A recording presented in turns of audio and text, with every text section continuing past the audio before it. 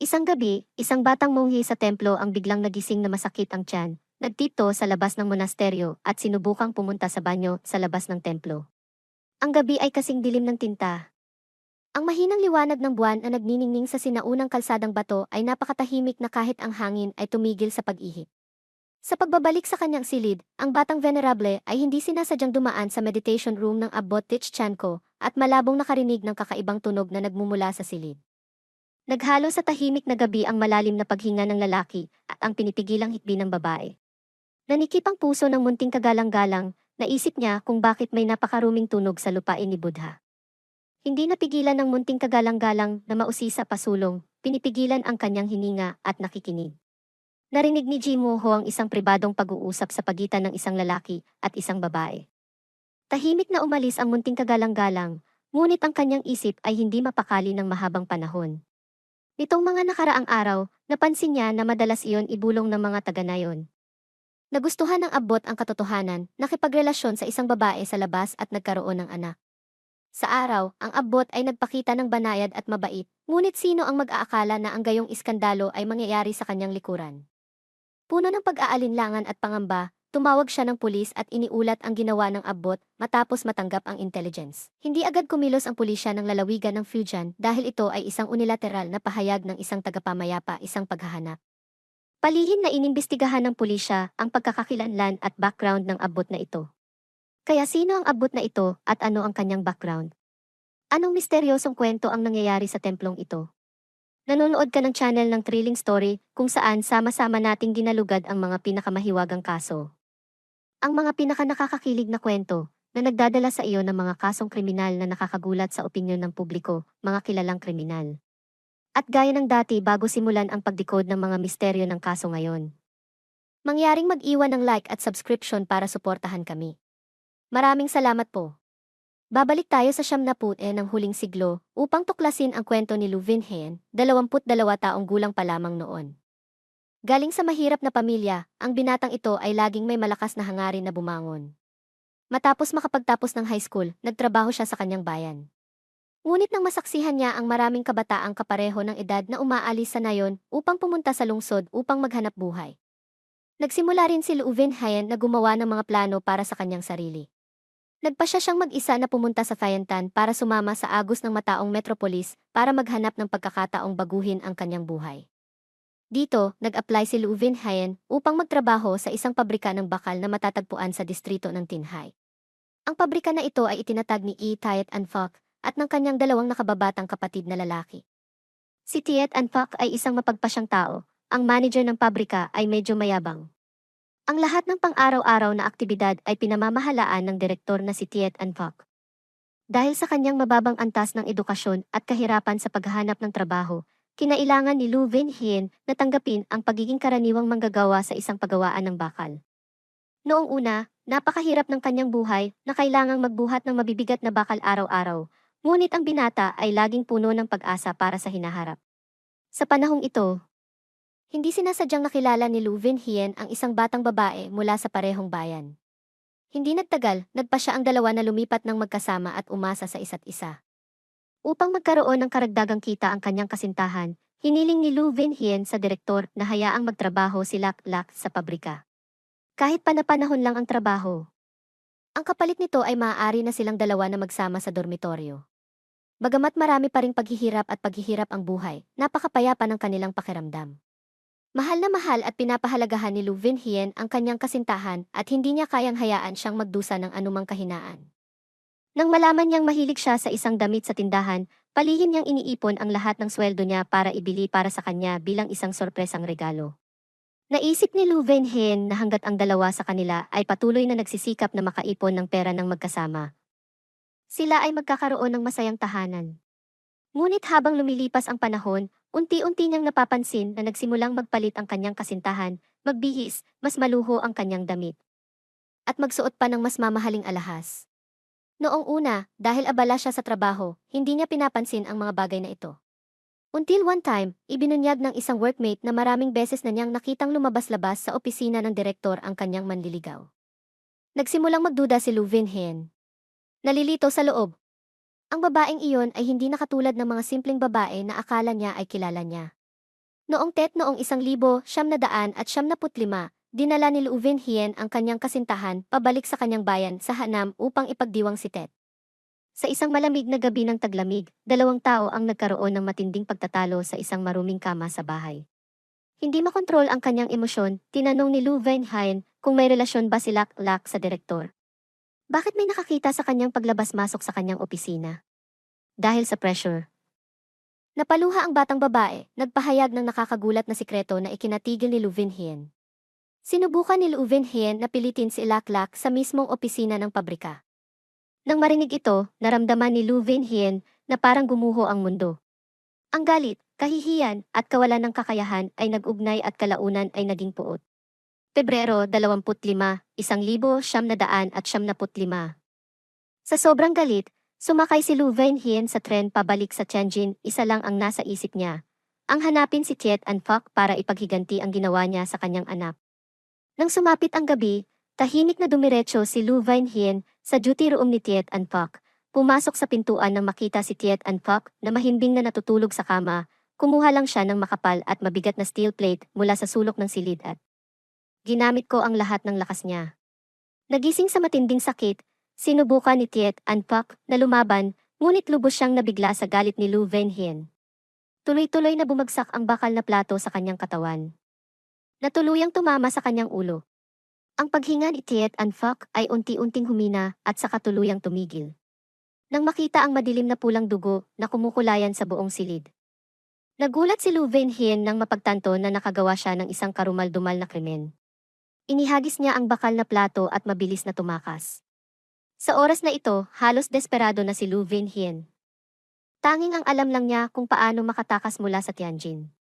Sa mga sumunod na taon, gumala siya kung saan-saan, sa wakas ay tumakas sa hainan upang manirahan sa pagtatago sa ilalim ng isang pekeng pangalan. Ginagawa niya ang lahat ng uri ng mga kakaibang trabaho upang matugunan ang mga dulo. Sa tuwing nakikita niya ang mga pulis o naririnig na binabanggit ng mga tao ang lumang pagpatay, nakaramdam siya ng takot at pagkabalisa. Upang makatakas sa pagkahumaling sa kasalanan at paghahangad sa batas, unti-unting umusbong sa kanyang isipan ang isang ideya na ang pagiging monghe ang tanging paraan. Isang araw, tinanong niya ang isang matandang lalaki sa nayon, saan ako pupunta para maging monghe? Nang makita ang magulo niyang buhok at malungkot na mukha, napabuntong hininga siya. Napakabata mo pa at iniisip mong maging monghe. Umiling si Liu Wenhien, sinusubukang sugpuin ang pait sa kanyang puso. Sinabi na marami na siyang pinagdaanan, walang pagnanais para sa makamundong mundo. At nais lamang na umasa sa pintuan ng Buddha upang makahanap ng kapayapaan sa kanyang puso. Naantig sa kanyang mga pagtitiwala, ipinakita sa kanya ng matanda ang daan patungo sa Tayan Pagoda sa tuktok ng bundok ng Saolang. May isang naliwanagang monghe daw doon na malamang na mag-aalaga sa kanya. Sinundan ni Liu Wenhien ang kalsada sa bundok at sa wakas ay natagpuan ang Tayan Pagoda sa kalaliman ng kagubatan ng kawayan. Ang templo ay nagdudulot ng sinaunang kagandahan at kamahalan. Sa stone stele sa harap ng gate ay nakaukit ng 3 salitang Tayan 2. Pagpasok sa templo, ipinahayag niya ang kanyang nais na maging monghe sa abot. Nang makita ang kanyang taos-pusong ekspresyon, sa wakas ay pumayag ang abot na ibigay sa kanya ang dharma na pangalan na Thich Chan Ko noong panahong iyon. Sinabi ni Liu Wenhien sa abot na ang kanyang pangalan ay Ton Tiu Kit. Ngunit nawala ang kanyang mga dokumento pagkatapos ay gumastos siya ng 1,000 yuan para bumili isang peking dokumento na may pangalang Ton Tiu Kit. Sa sandaling maputol ang kanyang buhok. Tiningnan ni Liu Wenhien ang imahe ng isang kalbong lalaki na nakasuot ng kulay abong balabal sa salamin at tahimik na sinabi sa kanyang sarili na mula ngayon, ang pangalang Liu Wenhien ay hindi na iiral. Tanging Thich Chan Ko na lamang ang mananatili. Gayunpaman, ang pagputol ng iyong buhok ay hindi maaaring burahin ang takot at pagsisisi sa iyong puso. Kahit na nag-ahit siya ng kanyang ulo. Ang kanyang mga nakaraang krimen ay nakatatak pa rin sa kanyang memorya. Mabilis na isinama ni Thich Chan Ko ang buhay sa pintuan ni Buddha. Dahil sa kanyang katalinuhan, pagkasabik na matuto at kasipagan. Minahal siya ng lahat. Gayunpaman, hindi handang mamuhay si Thich Chan Ko sa isang malungkot at hindi kilalang buhay sa maliit na templong ito. Sa suporta ng matandang abot, ipinadala siya upang mag-aral sa Guangdong Buddhist Academy upang mag-aral at makipagpalitan ng kaalaman. Sa kanyang mga taon sa akademya, Mabilis na nakuha ni Thich Chan Ko ang isang malaking halaga ng kaalaman tungkol sa mga kasulatang Buddhist at nakilala ang maraming maimpluwensyang mga tao sa mundo. Unti-unting nabuo ang mga relasyon, nagsimula siyang lumitaw bilang isang debotong monghe na aktibong lumahok sa mga pangunahing seremonya.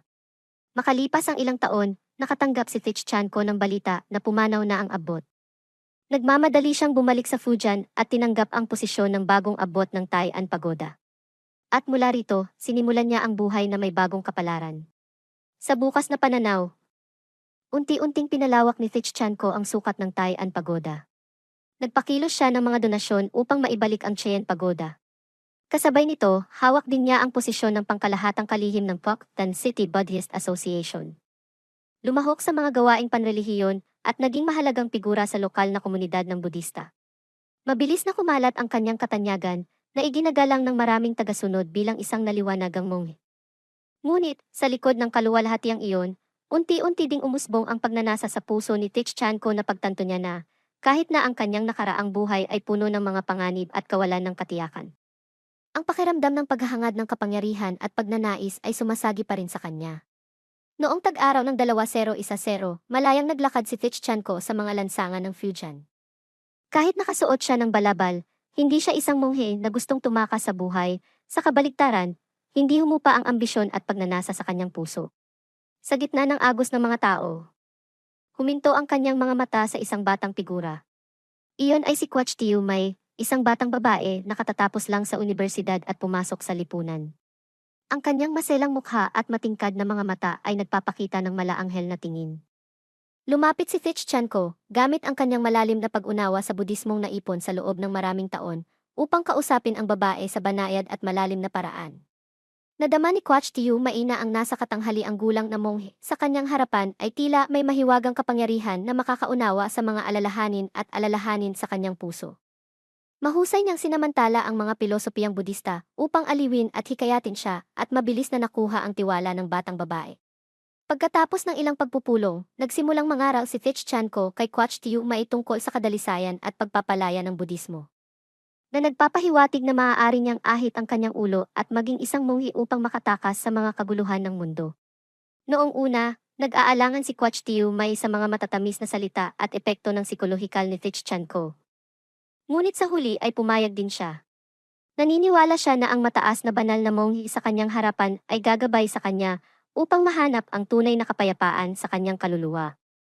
Gayunpaman, hindi lang ganoon kasimple ang motibo ni Thich Chan Ko. Ang pag-aayos kay Quach Tiu Mai na gupitin ang kanyang buhok ay isang dahilan lamang upang dalhin siya sa kanyang tabi, na lumikha ng mga paborableng kondisyon para sa mga pribadong pagpupulong. Pinayagan ni Thich Chan Ko si Quach Tiu Mai na manatili sa Tai An Pagoda. Sa araw, pinanatili niya ang etiketa ng guro mag-aaral. Ngunit nang sumapit ang gabi, lihim siyang lumapit sa kanya, ninanamnam ang madamdaming sandali. Ang lihim na relasyon na ito ay tumagal ng maraming taon. Upang maging ligtas ang Quach Tiu Mai tungkol sa hinaharap, ipinangako ng Thich Chan Ko ang lahat ng magagandang bagay. Sinabi niya sa kanya na hanggat handa itong sumunod sa kanya, magkakaroon siya ng masaganang buhay. Kasabay nito, lihim siyang bumili ng maraming real estate sa Fujian upang paghandaan ang kanyang pag-urong sa hinaharap. Sa paglipas ng panahon, unti-unting naging manliligaw si Quach Tiu Mai. Hindi na niya gustong manirahan sa isang templo. Lumipat siya sa Shenzhen at nagsimulang ituloy ang kanyang pangarap sa lungsod.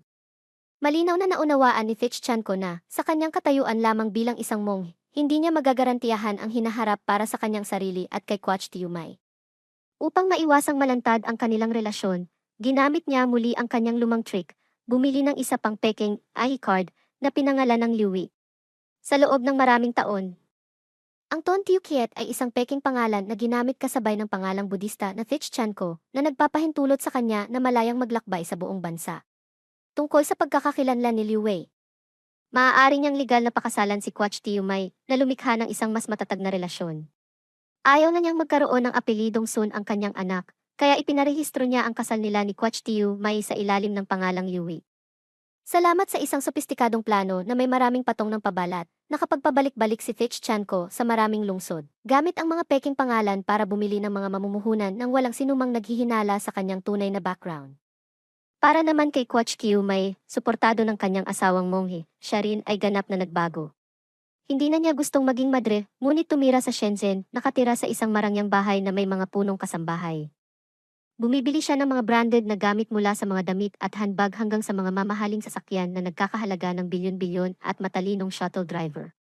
Siyempre, paminsan-minsan ay ginagamit pa rin ni Kwach Tiu May ang pangalan ng isang madre para pabalik-balik sa templo kasama ang kanyang asawa. Matagumpay na nagawa ng dalawa na linlangin ang mundo. Pinanatili ang isang lihim na relasyon sa pag-aasawa at nagkaroon ng dalawang anak na magkasama. Upang makapagbigay ng masaganang buhay kay Kwach Tiu May at sa kanyang mga anak. Lalo pang nagsikap si Tich Chan Ko na makaipon ng kayamanan ay hindi mas mababa sa anumang korap na mandarin. Sa pamagat ng pangkalahatang kalihim ng Phok, Dan City Buddhist Association at abot ng maraming templo. Maaari niyang neutralisahin at madaig ang malas. Ang mga mananampalataya ay naniniwala sa matanda, nakikipagkumpetensya sa isa't isa upang mag-alok ng pera, at nagdarasal sa kanya na pagpalain ang kanilang mga pamilya ng kapayapaan at matagumpay na karera. Kung gusto mong kumuha ng mga pagkakataon, maaari mong matalinong ilipat ang perang ito sa iyong sariling account, pagkatapos ay gamitin ang mga kumpanyang kinokontrol niya upang magpadala ng pera at mamuhunan. Bumili siya ng mga bahay sa mga high-end na villa sa Shenzhen, bumili ng mga coastal villa sa Fujian, at nagmamay-ari pa ng real estate sa Hong Kong. Upang itago ang kanyang kayamanan. Inirehistro niya ang lahat ng real estate sa ilalim ng pangalang Kwach Tiu May, at sadyang namuhay siya ng matipid, na nagmamaneho lamang ng lumang kots sa pagitan ng templo at ng sentro ng lungsod. Sa ilalim ng kanyang pagsasaayos, ginamit ni Kwach Tiu May ang perang ito para magbukas ng kumpanya ng media sa Shenzhen at maging isang nakatagong mayaman na babae. Sa mata ng lahat, si Kwach Tiu May ay isang babaeng negosyante lamang na may masaganang buhay. Walang nakakaalam na ang kanyang asawa ay isang monghe na nakatira sa Fujian. Sa paglipas ng panahon, si Li Chanko ay naging mas kumbinsido na ang kanyang dobleng pagkakakilanlan at komplikadong network ng mga relasyon ay hindi kailanman matutuklasan. Ngunit ang lambat ng langit, bagamat kalat-kalat, ay mahirap takasan. Isang gabi, natuklasan ng isang batang monghe ang sikreto ng abbot. Tumawag siya ng pulis at iniulat ang pag-uugali ng abbot. Matapos matanggap ang ulat, nagpa siya silang lihim na imbestigahan ang pagkakakilanlan at background ng abbot. Matapos ang mahabang panahon ng patuloy na pagsisiyasat at paghahanap, sa wakas ay nakahanap ang pulisya ng mga pahiwatig tungkol sa kanyang tunay na pagkakakilanlan. Gayunpaman, ang pagpatay noong 1975 ay nangyari 22 taon na ang nakalilipas. Ang pulisya ng Fujian ay kasalukuyang walang tunay na ebidensya na magpapatunay na ang monghe sa harap nila ay ang mamamatay tao sa nakaraan. Kaya't nagpasya silang lihim na imbestigahan ang pagkakakilanlan at background ni Tich Chan Ko, umaasa na makahanap ng sapat na ebidensya upang dalhin siya sa hustisya. Dumating sa Taian Pagoda ang isang pulis na nakabalakayo bilang isang nagsisimba. Matapos suriin ang ESA na nakolekta mula sa mga sapatos na tumugma sa SA na ibinigay ng mga magulang ni Lu Vinhen, lihim na inilunsad ang kampanya ng pag-aresto. Noong Nobyembre 23, 2017, inaresto ng Tiandu District Police sa Fujian Province si Tich Chan Ko malapit sa Taian Pagoda, na nagtapos sa 22 taong pagtatago ng kriminal. Sa silid ng interogasyon, na nahaharap sa hindi masasagot na ebidensya mula sa pulisya, walang natitira upang sabihin sa pagtatanggol. Inamin niya na ang kanyang tunay na katawan ng badha ay si Liu Vinhen. Inamin ang kanyang krimen sa distrito ng Tinhai, Tianjin 22 taon na ang nakararaan. Matapos magustuhan ang net, si Kwach Tiu May ay ipinatawag din ng pulisya para sa investigasyon. Nang suriin ang kanyang sertipiko ng kasal, natuklasan ng pulisya na ang pangalan ng kanyang asawa ay si Liu Wei, hindi si Ton Tiu Kit. Ang kaso ng isang scammer na nahuli sa net ay nakakagulat sa opinyon ng publiko. Dati, siya ay isang naliwanagang monghe ng Phok, Dan City Buddhist Association. Siya ay isang espiritual na suporta para sa hindi mabilang na mga tagasunod, ngunit ang kanyang tunay na mukha ay ang isang mamamatay tao na may krimen ng pagtakas. Sa paglilitis, iniyuko niya ang kanyang ulo at inamin ang kanyang kasalanan, ipinahayag ang kanyang pagsisisi sa panlilinlang sa kanyang mga tagasunod. Gayunpaman, bago ang sakit ng pamilya ng biktima, si Tayat An Phok, at ang hindi na maibabalik na mga pagkalugi na dulot niya, ang huli na pagsisisi ay walang kabuluhan. Humihikbing tinuligsa ng nakababatang kapatid ni Tayat An Phok sa korte. Dahil sa pagiging makasarili at kalupitan mo, nawala ng buhay ang kapatid ko, kinailangan pang lumipat ng hipag ko, namatay sa galit ang matandang ina namin, at nawasak ang buong pamilya. Sa wakas, Hinatulan ng hukuman si Lu Wenhe ng pagpatay. Hinatulan siya ng kamatayan at ipinagpaliban ang kanyang pagbitay sa loob ng 2 taon. Nang maglaon, nagreporma siya ng maayos at ang kanyang sentensya ay binawasan ng habang buhay sa bilangguan. Ang buhay ni Tich Chan Ko ay isang kaguluhan, mula sa isang mahirap na batang lalaki sa kanayunan hanggang sa isang monghe, pagkatapos ay isang bilanggo. Ang kanyang katalinuhan, katapangan, at pasensya ay nakatulong sa kanya na malampasan ang mga unang araw ng pagtatago at mabilis na bumangon upang maging isang kilalang tao sa mundo ng Budista. Gayunpaman, ang kanyang baluktot na pag-iisip at pagwawalang bahala sa mga trick upang makamit ang kanyang mga layunin ay nagtulak sa kanya sa landas ng kasalanan na walang paraan. Ang landas ng buhay ay mahaba, ngunit ang landas ng sanhi at bunga ay mas mahaba. Akala niya ay makakatakas siya, ngunit makalipas ang 22 taon, kailangan pa rin niyang bayaran ang halaga. Ito ay sanhi at bunga. Isang ganting hindi nagiiwan ng sinuman. Ang kwento ni Thich Chan Ko ay isang babala sa lahat.